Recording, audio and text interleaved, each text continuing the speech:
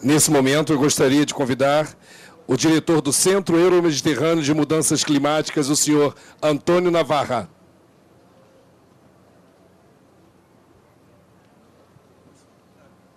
Okay, thank you very much.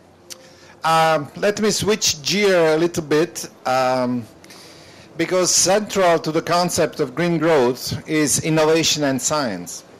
So let me spend these 5 minutes on just a few thoughts about what is the role of science in all of this. And let me start, unless you're getting seasick from looking at this. Let me start from an old concept, science, the endless frontier. Can I have the next? This was the title of the report that President Roosevelt asked to Vannevar Bush, that was a professor at MIT and actually grand-uncle of various presidents, to write at the end of the Second World War to try to transfer into the post-war society the effort and mobilization of the scientists done during the war. And the issue that they debated, actually they arrived at 3 points that I think are very relevant for the discussion about innovation and science today. And essentially they're written here. First one is that scientific progress is essential. It seems like an obvious thing to say, but it's not always like that. And I think it's important that we understand that without scientific progress, we cannot really have any progressive society. The second thing is that science is a proper concern of government. We try to take it for granted that we never really have started a debate of what is the perimeter, or what are the government intervention. The fact that science is a proper concern of government is an important fact. And the third and most important thing is that freedom of inquiry must be preserved. And basically what this happened, these were translated in these 5 principles. The result was that basically all the organizations that are funding research in the world are based on these essential principles. Let's go on. And the problem is, the system has gone very well for many years, but now we're facing a crisis. And the major crisis is that the traditional division in which science is divided, the disciplines that are based on the 19th century kind of concept, are increasing a conflict with the kind of problems that we have today. And you can say that university have departments, but society has problems, and they don't really map on each other. So we are facing a crisis. The reductionist model is insufficient. Pressure from the world that push scientists to consider messy, in multidimensional problems. We have new technology that have the power, the potential to empower many different fields, and the pressure against traditional disciplinary barriers is increasing. So what is emerging today is that we need a new concept. We need convergence.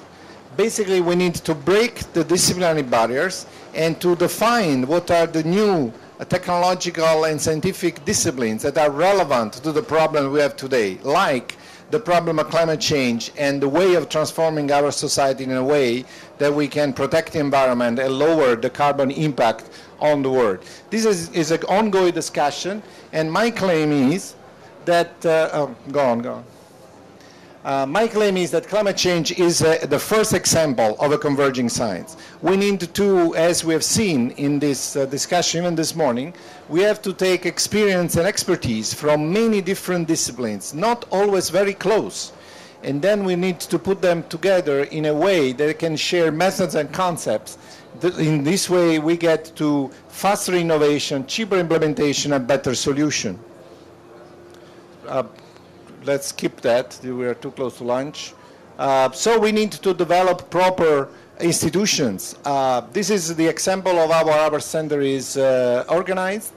We are trying to create an integration of expertise starting from the numerical scenarios that will produce the climate information, and then the impacts on agriculture in this case, and soil and coasts, and then going into the development of economic models and policy analysis, adaptation tools, and economic impacts. So everything has to be integrated. We have to have the proper institution, the proper organization, because for this kind of problems, the organization are like the experimental apparatus in a traditional scientific setting. This is an example of what we can do. These are the results from an economic model that computed the impact of climate change of the GDP on, in this case, was focused on the Mediterranean, so there is various Mediterranean countries, but this was the end of the chain that I described. The climate scenario was produced, the impact model were analyzed, and then they went into the economic model. As you can see, impact is quite different. Some countries may lose up to 2% of GDP growth because of climate change. Some countries may actually gain. And this is what is making this whole problem so complicated, because someone is set to lose, someone is set to gain, and with the choices we are making are shifting these curves significantly one way or the other. Next. Let me finish with this one. This is really new. This is another example. There is a lot of interest about developing technologies to remove carbon dioxide from the atmosphere. Very experimental, sometimes very secretive efforts. But there is a little catch. The carbon dioxide in the atmosphere is in balance with the carbon dioxide in the ocean.